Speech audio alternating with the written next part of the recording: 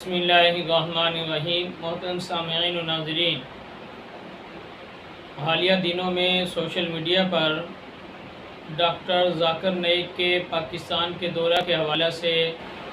مختلف قسم کے تبصرے دیکھنے کو مل رہے ہیں۔ بعض لوگ اس کی آمد کے حوالے سے بڑے پرجوش نظر آ رہے ہیں اور وہ خوشیاں منا رہے ہیں، لوگوں کو دعوت دے رہے ہیں اور خود بھی اس کو سننے کے لیے بڑے پرعزم ہیں، جبکہ اہل سنت کے علماء اس چیز سے منع کرتے ہیں کہ آپ کسی بھی شخص کو صرف اس کی شہرت دیکھ کر، اس کا نام دیکھ کر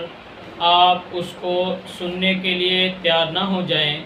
بلکہ دیکھیں کہ اس کے نظریات قرآن و سنت کے مطابق ہیں یا نہیں۔ معاملہ یہ ہے کہ ہمارے معاشرے کے اندر لوگوں نے ہر شعبے کے اندر ایک معیار مقرر کیا ہوا ہے اور اس شعبے کے ماہرین کے لیے بھی کوئی نہ کوئی میرٹ، کوئی معیار موجود ہے کہ ماہر جو ہے وہ اس کو سمجھا جائے گا، اس کو سمجھا جائے گا اور اس کے لیے یہ شرائط ہوں گی۔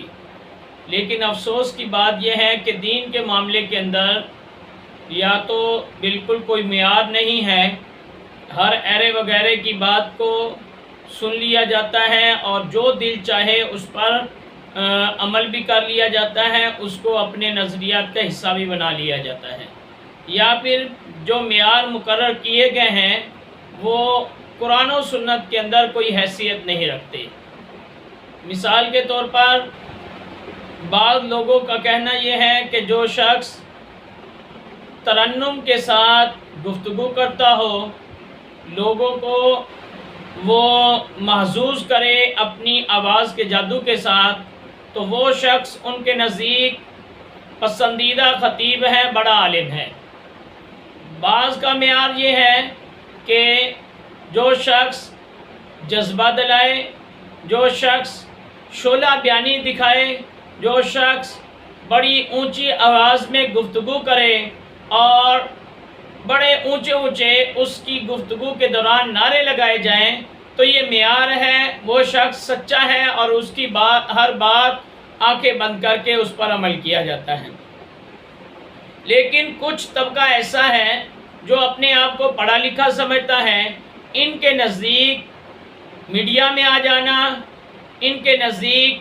ٹی وی پر آنا، ان کے نزدیک بین الاقوامی شہرت حاصل کرنا یہ معیار ہے۔ جو شخص بین الاقوامی شہرت حاصل کرتا ہے، عالمی سطح پر مشہور ہوتا ہے، وہ مختلف ٹی وی چینل پر پروگرام کرتا ہے، تو ان کے نزدیک وہ بڑا عالم ہوتا ہے اور اس کی بات جو ہے وہ سننے کے قابل ہوتی ہے اور اس کی بات کو سنتے بھی ہیں، اپنے نظریات کا حصہ بھی بناتے ہیں، اور اگر کوئی بات کریں تو دلیل یہ ہے کہ یہ فلاں چینل پر آتا ہے، دلیل یہ ہے کہ یہ اتنا شہرت یافتہ ہے، یہ عالمی سطح کا مبلغ ہے، جبکہ ہمیں قرآن و سنت نے یہ معیارات نہیں دیے۔ قرآن و سنت کے اندر معیار وہ قرآن و سنت کے موافق بات کرنا ہے، جو بات قرآن و سنت کے موافق ہوگی وہ بات جو ہے دلیل ہوگی، وہ بات قابل تحسین ہوگی، وہ بات قابل عمل ہوگی، اسی بات کو حاصل کیا جائے، اسی کو سنا جائے، اسی کے مطابق عمل کیا جائے۔ جو بات قرآن و سنت کے موافق نہ ہو اس بات کو ہرگز نہ سنا جائے۔ جو شخص قرآن و سنت کے مطابق گفتگو نہ کرے تو آپ چاہے وہ عالمی سطح پر شہرت یافتہ ہو، چاہے وہ میڈیا کے اندر بڑا مشہور ہو، چاہے اس کا یوٹیوب پر چینل ہو، چاہے اس کے لاکھوں کے اندر، ملینز کے اندر اس کے ویورز ہوں، اس کے سبسکرائبر ہوں، تو وہ قرآن و سنت کے موافق جب بات نہیں کرتا تو اس کی بات ردی کی ٹوکری کے اندر ڈالی جائے گی۔ اب دیکھیں کہ یہ ڈاکٹر ذاکر نائک اس کے بیانات سننے سے علماء کیوں منع کر رہے ہیں؟ انہوں نے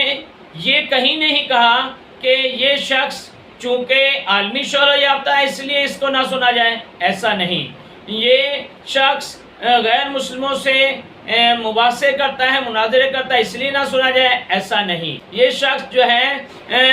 بدعات خرافات ان کے خلاف بولتا ہے، اس کو نہ سنا جائے، ایسا بھی ہم نے نہیں کہا۔ ہم کہتے ہیں تو ہم یہ کہتے ہیں کہ اس شخص کے نظریات قرآن و سنت کے خلاف ہیں۔ قرآن و سنت کے خلاف جب نظریات ہیں تو یقیناً اہل سنت کے بھی خلاف ہیں، لہذا اصل دلیل قرآن و سنت کے خلاف ہونے کی ہے۔ جب قرآن و سنت کے خلاف ہے تو اس لیے منع کیا جاتا ہے۔ اس کے نظریات کی ایک لمبی لسٹ ہے، وہ آپ کو سوشل میڈیا پر مل بھی جائے گی، وہ شیئر ہو رہی ہے، اس کو دیکھا جا سکتا ہے، پڑھا جا سکتا ہے اور ویڈیوز کی صورت میں سنا بھی جا سکتا ہے۔ بہرحال ہم تھوڑا سا اس پر تبصرہ کرتے ہیں کہ اس شخص نے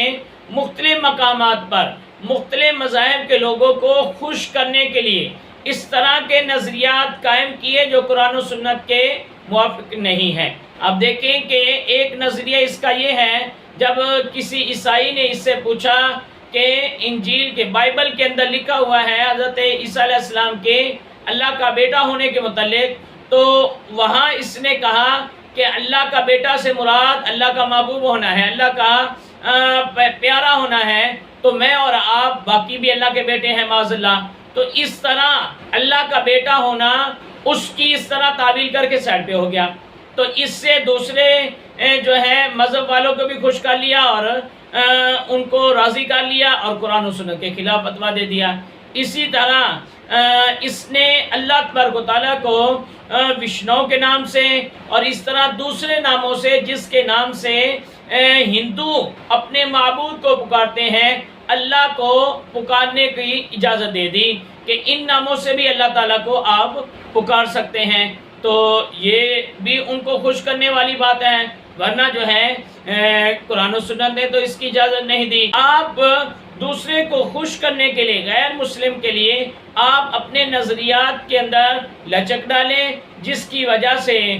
جو ہے اسلامی نظریات پر فرق پڑتا ہے، تو اس طرح کے شخص کو سننا یہ بالکل درست نہیں ہے۔ اصل وجہ یہ ہے کہ لوگ ان کو سنتے ہیں اور ان کے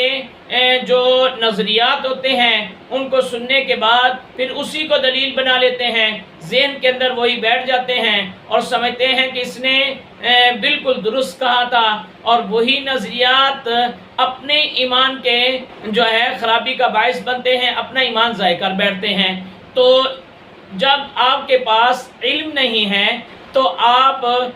کسی کی گفتگو کو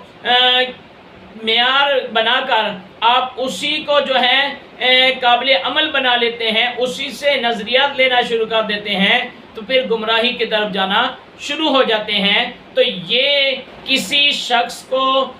کسی شخصیت کو جو ہے اپنا سب کچھ سمجھ لینا اور اس کو قرآن و سنت سے ہٹ کر صرف جو ہے اس کی شہرت کو دیکھ کر اپنا لیڈر سمجھ لینا اور خاص طور پہ مذہبی رہنما سمجھ لینا، یہ بہت بڑی غلطی ہے۔ اس کو شخصیت پرستی تو کہا جا سکتا ہے، اسے جو ہے اسلام پر عمل نہیں کہا جا سکتا۔